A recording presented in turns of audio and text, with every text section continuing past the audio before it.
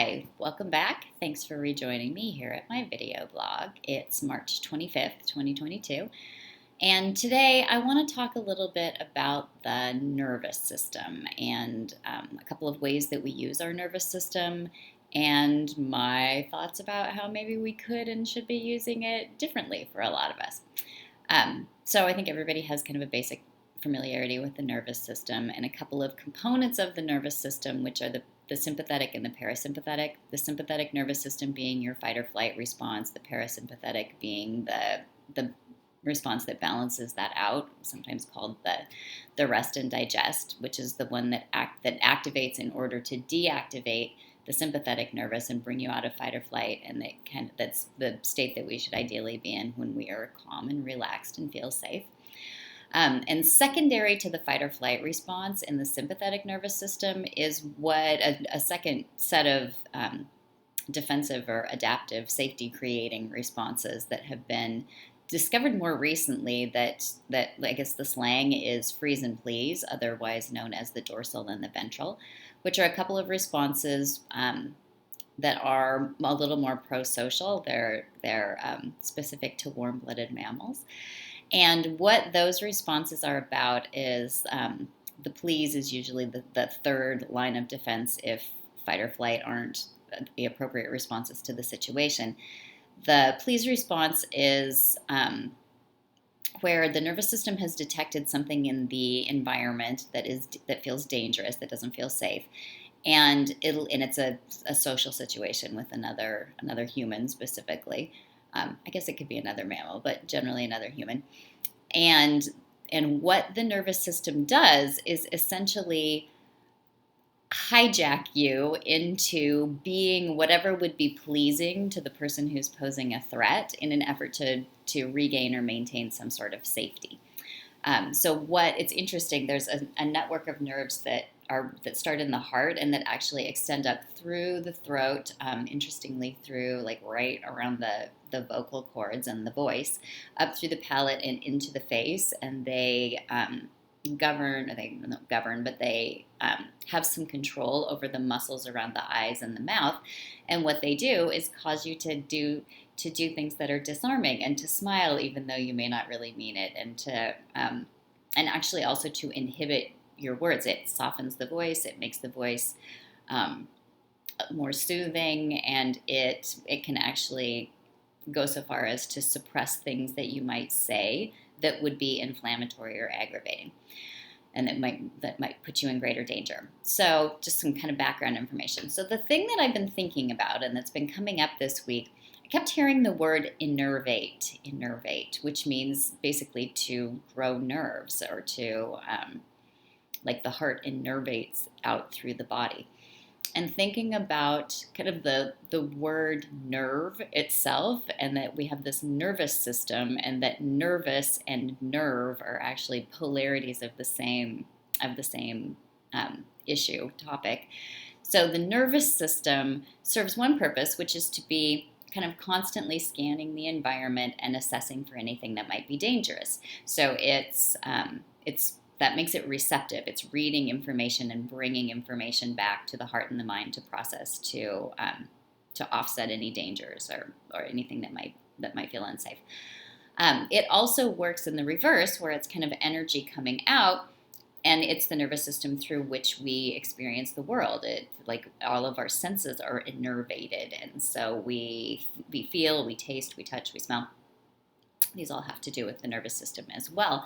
And if you think about it, your nervous system is basically your electrical wiring. It is the system through which the energy that is your life, the life that animates you, operates. So it's like the electrical system in a house, the electrical system in your body that is you. And so the thing that I've been thinking about is this idea that we generally go through life using our nervous system kind of to assess. And I think some people more than others, some like those who grew up in homes that didn't feel safe, nervous systems are particularly oriented towards assessing for danger and are always kind of doing this receptive activity of like checking for danger, bringing information back, which is a more fear-based, I feel like I'm really down low.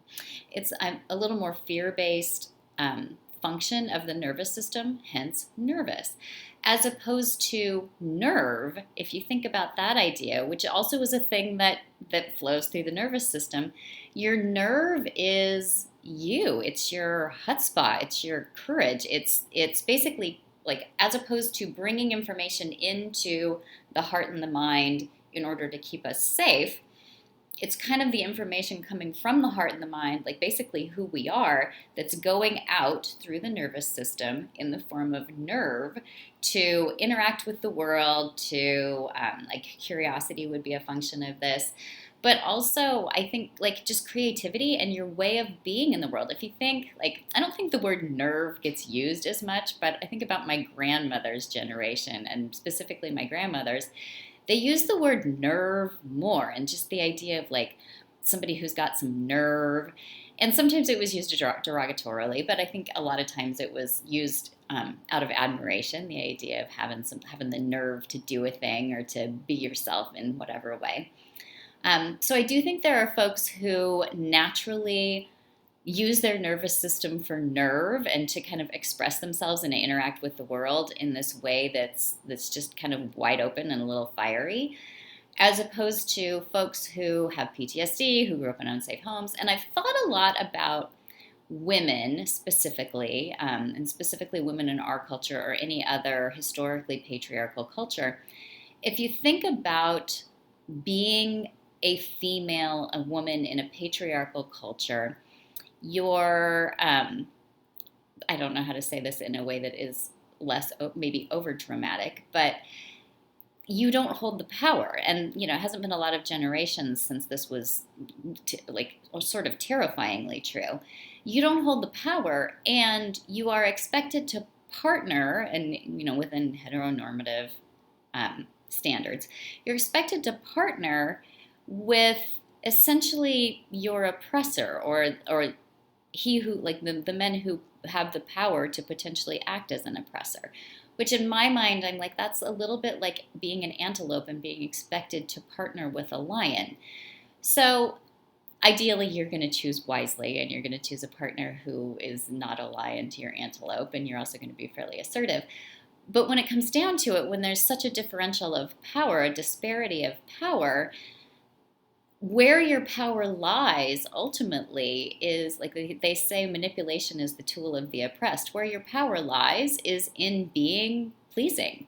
And so I suspect, and in my life and my practice, I observe that I think men are naturally, or at least culturally, a little more nervy, as opposed to women that seem to have more tendency towards hesitance around that. Of course, it has to do with how you were raised and what your experiences have been. But I suspect that there is almost an instinctual level within the female gender of using the nervous system more for assessing danger, you know? And like, if you look at even the idea that, like, do men worry about walking to their car alone at night versus do women? Yeah, there's a huge difference there between what level of safety is perceived and experienced in that kind of a circumstance. So if women are using their nervous system more to assess danger, and if upon detecting danger, the tendency is to, especially in social situations, the tendency is to kind of elicit that please response. When a person is pleasing, they are not personing, because like when you're pleasing, that the orientation of your self-expression is external. You're assessing something external to yourself and making yourself pleasing to that person or situation or whatever it is, as opposed to your self-expression being internally oriented, coming from your heart and your mind, and kind of being this like natural, authentic, expressive thing. And so my thinking has been this use of our nervous system, particularly for women or for people who have trauma, it hijacks your personhood. Like, it really prevents you from being able to go out into the world and just be your damn self, authentically and with nerve. And so just in giving this some thought lately, I feel like it's time for that to start to blow over. I feel like, honestly, I feel like it's time for nervy women and for a greater audacity and courage. I mean, the heart word of courage being core, which is French and I think also Latin for heart.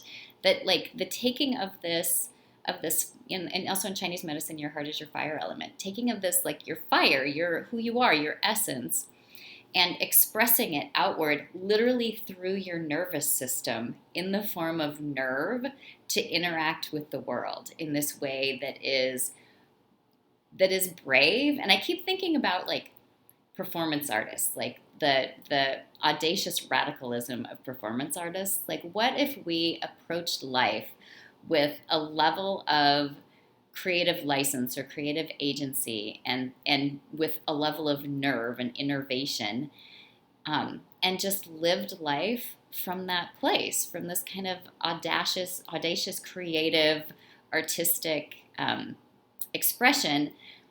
And not to say that we should throw away using the nervous system to assess for danger. Like, yes, let us please do that, but let us not do it all the time, and let us start to use the nervous system to be who we really are. I have thought of the quote, and I actually wrote it down here so I wouldn't screw it up. It is ostensibly from the Gospel of Thomas.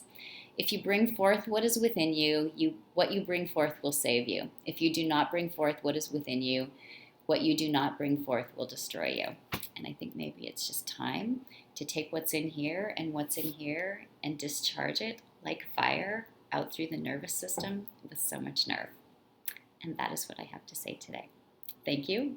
I'll see you guys next time.